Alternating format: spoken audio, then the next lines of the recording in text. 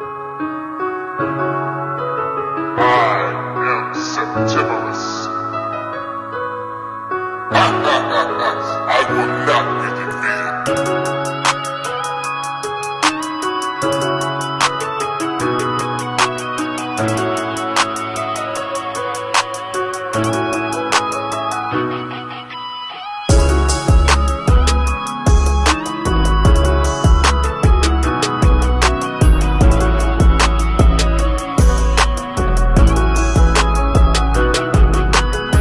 Hey, what's going on, everybody?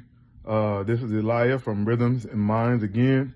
When I come to you today, we're going to talk about mental health in the diaspora. Mental health in the diaspora. So we know that our people have struggled for hundreds of years with many mental health issues and things that we struggle with throughout the diaspora. We've dealt with colonization. We've dealt with rape, robbery, destruction of our heritage, destruction of our language, destruction of everything that you could think of. Our people do not realize that we are the descendants of prisoners of war. And so we live in a society that has shaped how we think, that has shaped, basically tries to shape our destiny, so to speak. When I say that, meaning that we're pretty much put into a box. You know what I'm saying? And who I'm speaking to is Black, Hispanic, and Native American peoples, the children of the slave trade, those that suffer through the diaspora today, those that faced colonization, that face all types of racism, systematic racism in this worldwide global diaspora, because we have been scattered to the four corners of the earth. History shows us that, and the Bible even teaches us that. But today we're discussing mental health.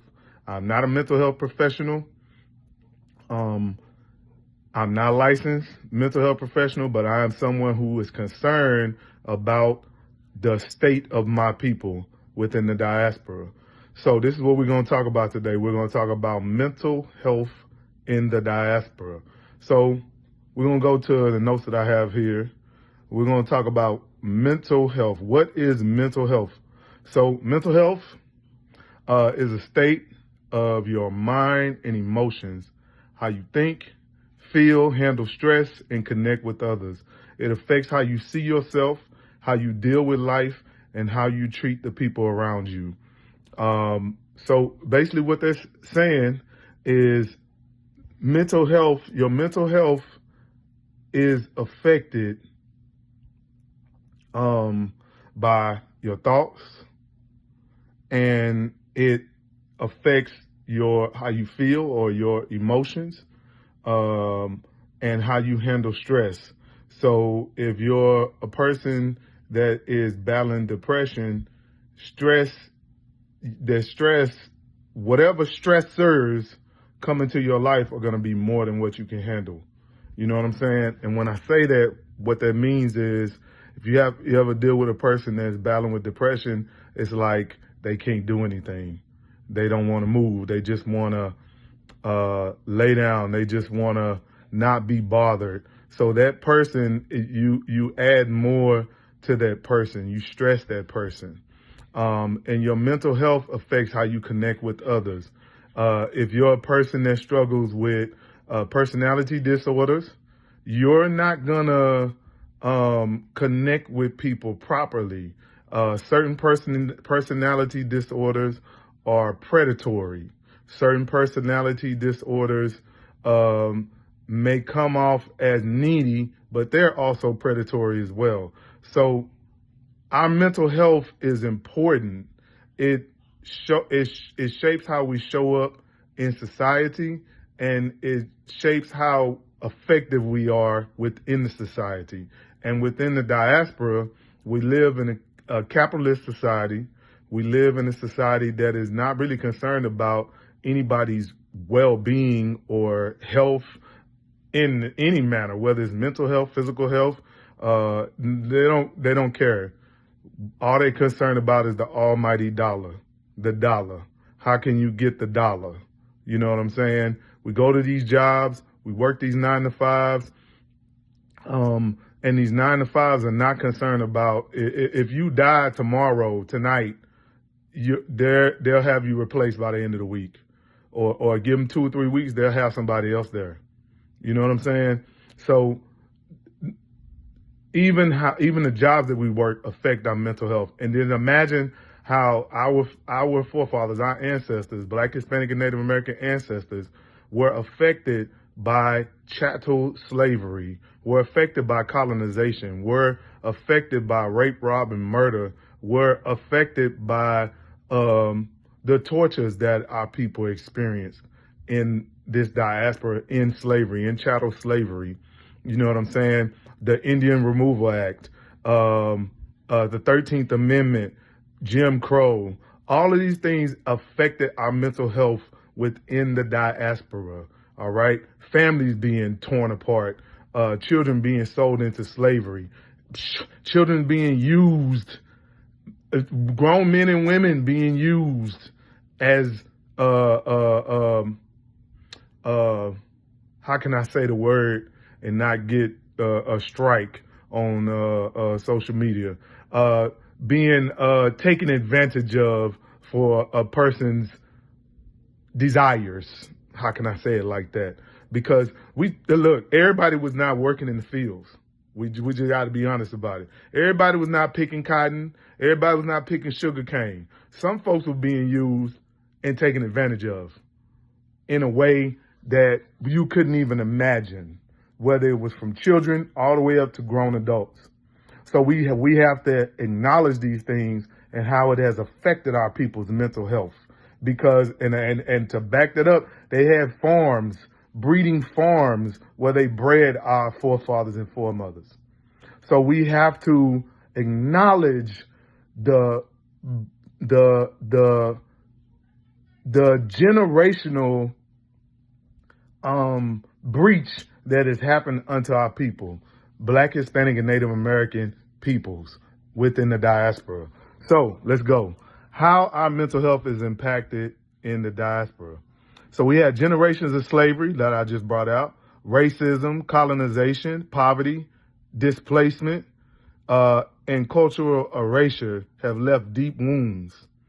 These traumas didn't end with our ancestors. They passed down through families, institutions, and social systems. And these things were, the society that we live in today was already created before we got here.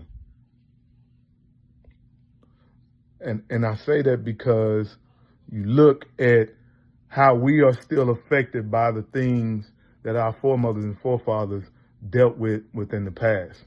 And these things are passed down from generation to generation to generation till we get to where we are at today.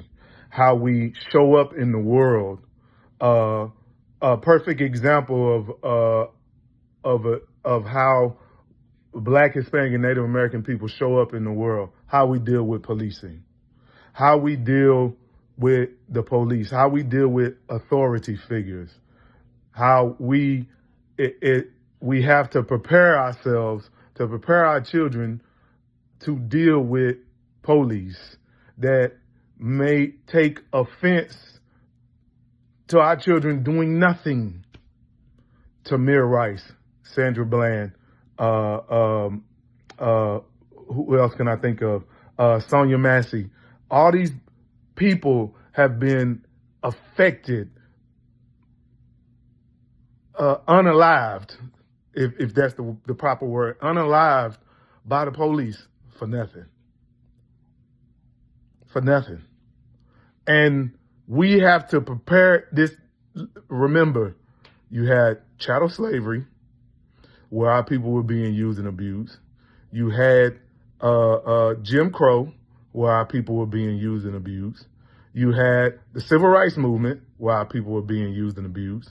You had many other things that happened, slave rebellions, uprisings, so on and so forth, where our people were being used, abused, unalived, tortured. All kind of things happened to our people. You had convict leasing. You had the slave catchers. So our people, generation upon generation, how we dealt with authority has been etched into our culture, whether it be Black, Hispanic, or Native American. They might not want to talk about it, but these things we're going to talk about. All right.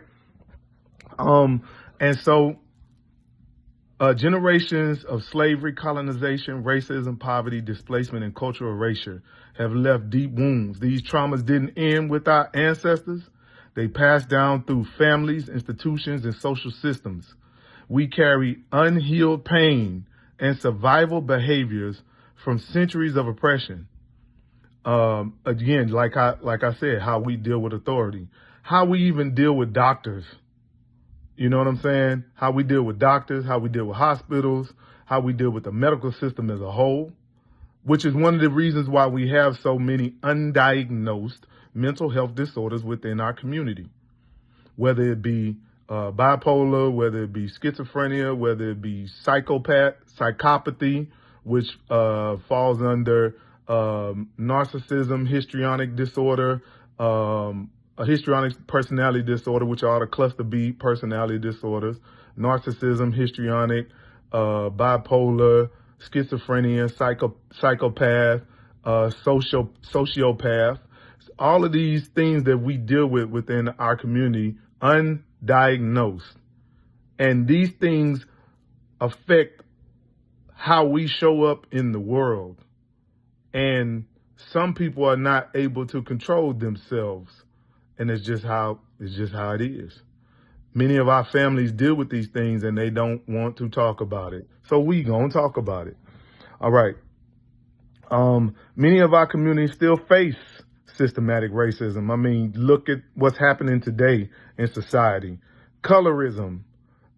Many Hispanic and Native Americans face colorism because they don't want to acknowledge the dark-skinned Hispanics. They don't want to acknowledge the dark-skinned Native Americans and got them pushed out. The Dawes Act for the Native Americans, where you had people that were coming in and paying $5 to become Native American, taking over the land, taking over the resources, and pushing the original indigenous folks that were here first out. All right. And economic inequality. Many of our people, the majority of our people face poverty. The majority. 9 to 5, never able to rise above the situation. And that was one of the things that Kevin Samuels, I know a lot of people don't like the brother, but Kevin Samuels used to say it all the time. You had women that were coming on his show saying they wanted 6-figure men, and he was trying to let them know the majority of our people are still suffering. The majority of so-called black men don't make 6 figures. So the men that you're shooting for are the minority. And the men that you're shooting for within the minority, the majority of that minority have standards. And our people didn't want to hear it. That goes for so-called Hispanic and so-called Native American. We face economic inequalities within the diaspora. Of course, at one point in time, we are still in slavery. Yes, it's a mental slavery. Now the chains on our mind, but at one point in time, we didn't have nothing.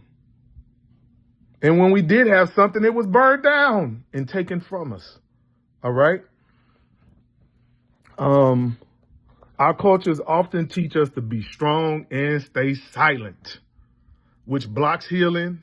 Disconnection from heritage, language, and identity adds to feelings of loss, shame, and confusion, because we love to stay silent. We won't say nothing about nothing. Some of our people just be doing some of the craziest stuff and don't nobody say nothing, because that's uncle such and such, or that's cousin such and such, or they might be somebody that's within the society. We don't want to say nothing, because that person may be a person that have a mental disorder that bullies and manipulates, and then you have groups that are formed where they just the family just hovers around this one person. They don't say nothing. They let them get away with everything under the sun and don't say nothing about this family member who's wreaking havoc within the whole family. All right? Or wreaking havoc within the whole daggone neighborhood, and don't nobody say nothing about what we are faced with. All right? So why is it important for us to deal with our mental health? I'm almost done, y'all. Almost done. Why is it important for us to deal with our mental health? If we don't face our mental health, the trauma keeps repeating through generations. There's a lot of people, what they call it, what do we call it? We call it cycle breakers.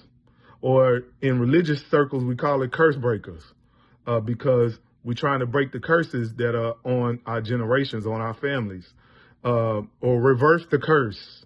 Cycle breakers, trauma breakers, whatever you want to call it. There are cycles of behaviors that come from the traumas that we have faced within the diaspora that wreak havoc in our families, whether it's alcoholism, drug addiction, whatever you could think of, PDF files, as they say it, PDF, y'all get the drift, within our families, incest, whole bunch of things that happen within our families, and we don't talk about it. It goes undiagnosed. It's unspoken. All right? Out of fear of the family being destroyed, out of fear of somebody within the family, people that them been afraid of, or undue loyalty, because a person is however within the family, mother, father, uncle, whatever, grandfather, grandmother, you give them loyalty, but they are wreaking havoc in the family, or they have issues that they won't take accountability for.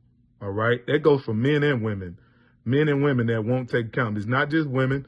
It's men that won't take accountability for just being however they are within the neighborhood, within the family system, wherever they show up at, on a job, whatever. All right?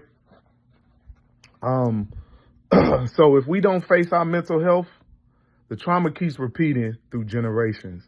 Our relationships, families, and community systems stay broken. We as a people, Blacks, Hispanics, and Native Americans, cannot fully rise, organize, or rebuild without inner healing.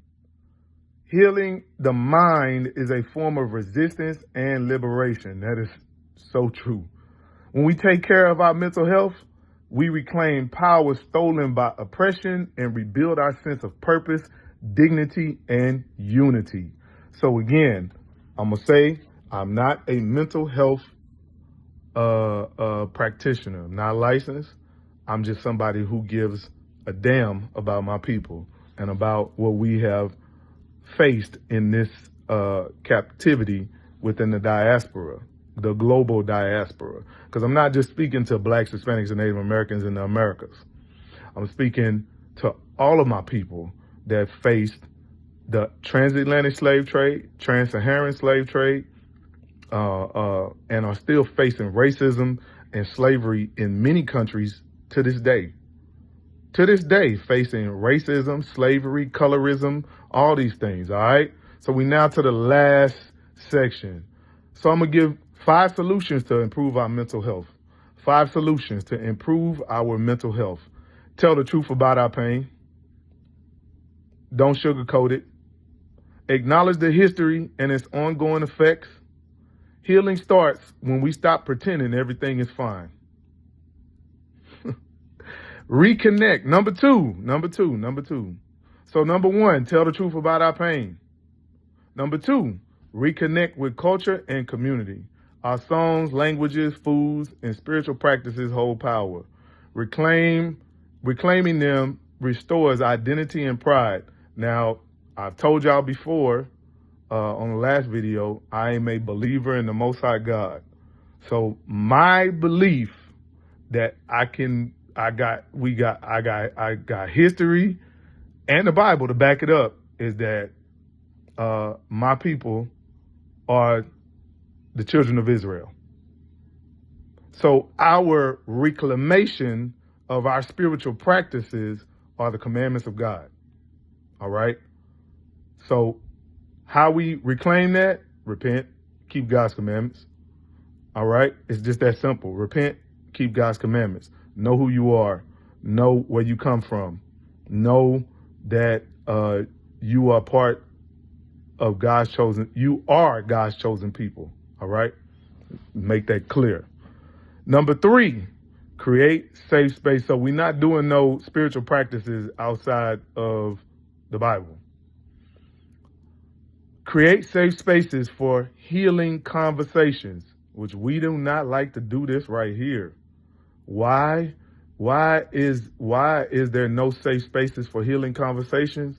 Because when you start to point out that somebody's got mental health issues, they get defensive. Because we know I know I'm gonna mess this up. We know the ostracizing that comes with somebody having a mental health issue. If Uncle Bobo got a problem, then what's gonna happen? He gonna get pushed to the side. People gonna talk about him, gossip about him behind his back. And Uncle Bobo might be sincere and really loving Uncle. He just got that issue. And I'm talking about an uncle that ain't done nothing. I ain't talking about the uncle that do the evil stuff or the family member that does the evil stuff. I'm talking about the family member. You love him. You know this is a good dude. He just got problems. This sister in your family, your auntie, your cousin, your sister, your wife, your husband, your brother, your son, your daughter, they may have mental health issue. And you know, if you tell people what you're struggling with or what you're dealing with, they're going to make fun of you. They're going to gossip about you behind your back. They're going to talk bad about you, and they're going to push you out the friend circle. And that's what our people fear. The ostracizing that goes on within community, especially for those that are actually really trying to overcome their struggle. They just may be going through a season where their struggle is just too hard for them. And some of you don't have the strength to help that person through their mental health crisis. Let's just be straight about it. Many of you don't have the strength and you don't have the knowledge to help the people through the mental health crisis. And it can be very stressful and frustrating when someone's going through a crisis. But what if it was you? You have to always ask yourself that question. What if it was me going through? How would I want somebody to treat me? Love your neighbor as you love yourself. Would I do the work that's needed to help that person through their mental health crisis or their struggle? Or will I push them to the side and make fun of them and point fingers at them when it could be me? All this one accident, one knock on the head from you being in a mental health institution or having some type of struggle. We have to be careful how we treat each other. All right? Again, 3, create safe spaces for healing conversations.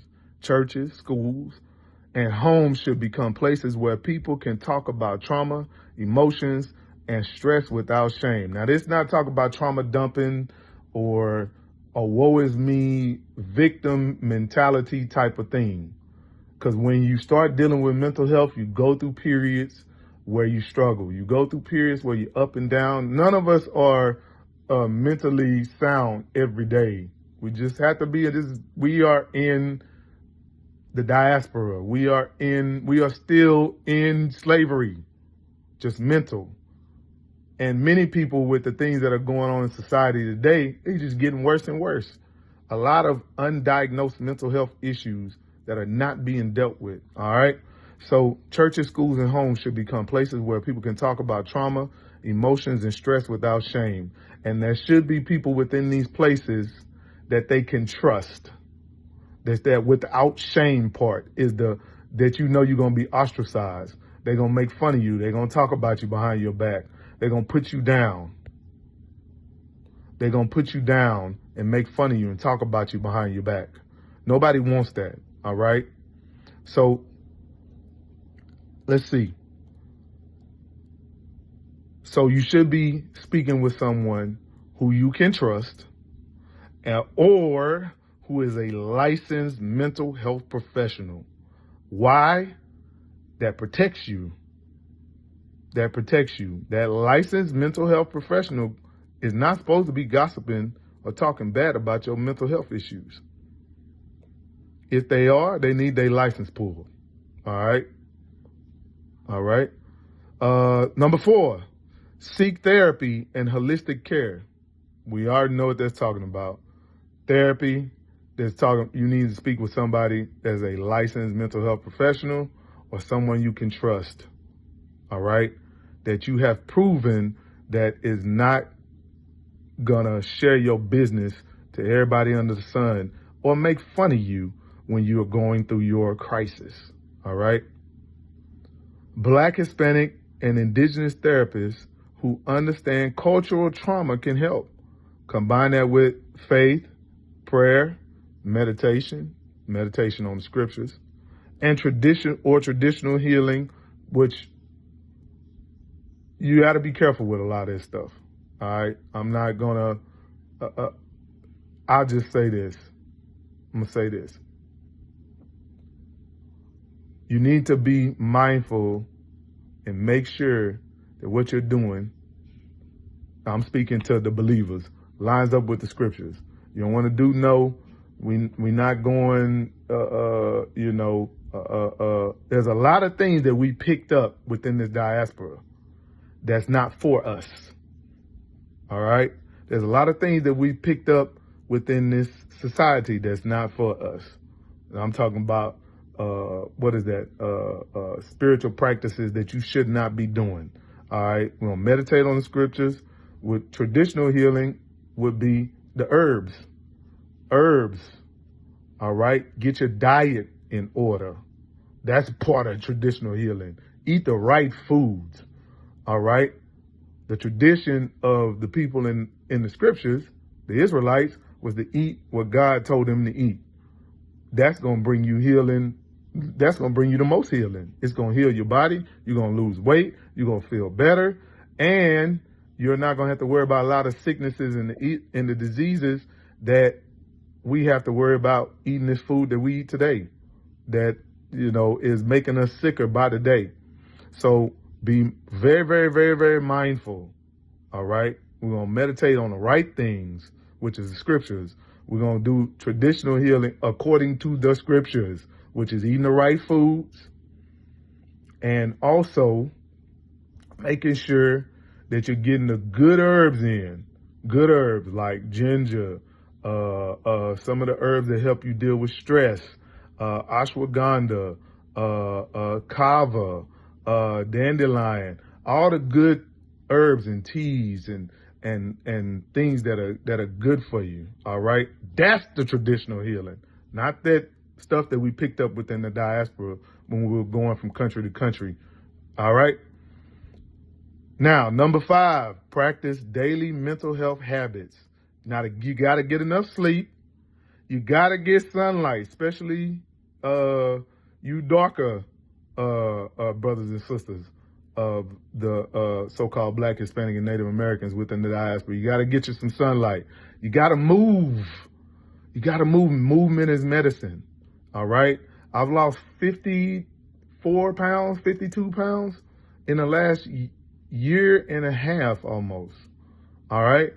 So you got to move. You got to move. My job is an outside job. I work outside. So I'm moving all day. You got to move. You got to get up and move. Journaling, that's a good thing. Our forefathers wrote their thoughts down. They wrote their thought process down. You know what I'm saying? Look at the book of Psalms. David, that's that pen. All right? Write it down. Forgiveness. Hey, man. You know, at the end of the day, the person might not ever even come to you and say they sorry. But forgiveness, as I've learned, forgiveness, you forgive and move on and just keep it moving. You can forgive a person and not have that person back in your circle in the way that they were before. Because sometimes the folks sometimes the folks that we deal with that make our mental health worse is the reason why we having the mental health problems in the first place. All right? Whether it's depression, whether you're dealing with some toxic people, because toxic people, whether on your job, within your family, at your place of business, in your marriage, whatever, sometimes people can be toxic and cause you to have issues. And I'm just going to leave that at that. So forgiveness and boundaries. That's going back to dealing with them toxic folks. You know what I'm saying? You can love people and care for them and literally love them and care for them. But just, I'm going to say this right here. Trying to think of it. Be wise with your time. All right. If you're around a person, you know they toxic and they create conflict, mind the time. Keep it short, straight to the point when you're dealing with them. And that will lessen your mental health struggles. All right. And small forgiveness and boundaries are small acts of healing that build long-term strength. So you got to practice these things daily. And sometimes it gets tiring because we're not used to this. We're not taught to build good mental health and we know that Black, Hispanic, and Native American people are resilient. We done came through a whole hell of a lot, but we are not taught healthy mental practices. We're taught to stuff things down, especially men, taught to stuff things down, not to deal with it. You know, oh, you a man and or be a strong Black woman and strong Hispanic. Yeah. But a lot of times what that does, that bottling up, it creates diseases within our body. It creates diseases within our mind. It causes us to overeat. It causes us to do a lot of stupid stuff. But we're trying to build better mental health. Again, not a licensed professional, just somebody give a damn about my people and their mental health struggles and trying to be some type of voice of reason within all of the talking heads on the internet and the social spaces that are more concerned about stupid stuff than what really is going to make us better as a people. Better mental health is going to make you a better father, a better man, woman, a better mother, a better daughter, better son, better brother, better sister, a better overall person. All right? And you'll be able to focus and do better and get yourself together. So with that, that's it for the day. So again, we dealt with, we dealt with mental health in the diaspora. So we answered the question of what is mental health, how our mental health is impacted in the diaspora, why it's important to deal with our mental health, and 5 solutions to improve our mental health. So again, the 5 solutions are: tell the truth about our pain, reconnect with culture and community, create safe spaces for healing conversations. So nobody should be making people feel shameful for the things they're going through. Seek therapy and holistic care if you need it. Some folks might not need therapy, but if you need that therapy, you might just have to go sit on that couch and talk to somebody that understands the struggle you going through. All right. And practice daily mental health habits. All right. So with that, hey, I pray everybody's doing well. Again, this is Elijah from Rhythms and Minds. And the next video, I have something good for y'all. All right. It's going to be shorter. I know this is long, almost 35 minutes. But remember, if you need help, reach out to your local areas to get the help you need. All right. If you need someone to talk to, make sure it is a licensed mental health professional or someone you can trust that is not going to spread your business.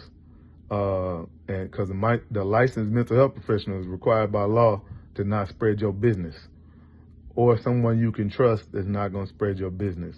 And if you somebody that cares about your people and the struggle, the mental health that they're going through, then learn about what mental health is so you can be a help in your area to help people. All right.